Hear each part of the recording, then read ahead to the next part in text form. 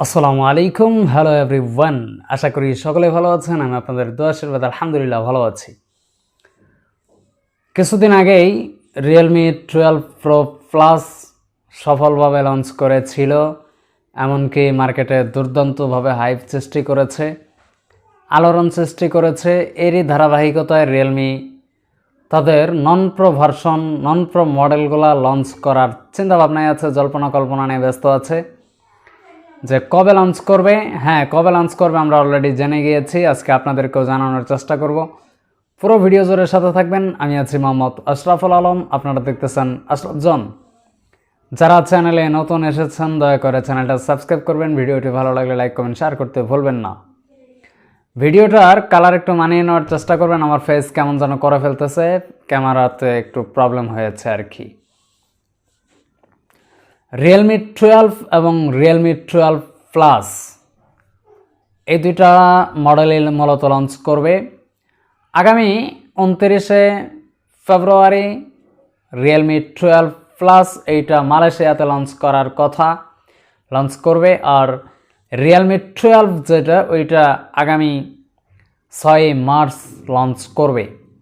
Realme 12 plus specification কী আছে এটাতে, এইগুলো আমাদের সামনে চলে এসেছে already. Realme 12 plus 2400x1080 pixel রেজুলেশনের 120 হার্টজ রিফ্রেশ রেট সহ 6.67 ইঞ্চির AMOLED display, triple camera setup, OIS তো থাকবেই, 50 মেগাপিক্সেলের একটা প্রাইমারি সেন্সর থাকবে, ওআইএস সহ 8 মেগাপিক্সেল আলট্রাওয়াইড সেন্সর, 2 মেগাপিক্সেলের ম্যাক্রো লেন্স, 16 মেগাপিক্সেলের ফ্রন্ট ফেসিং তথা সেলফি ক্যামেরা।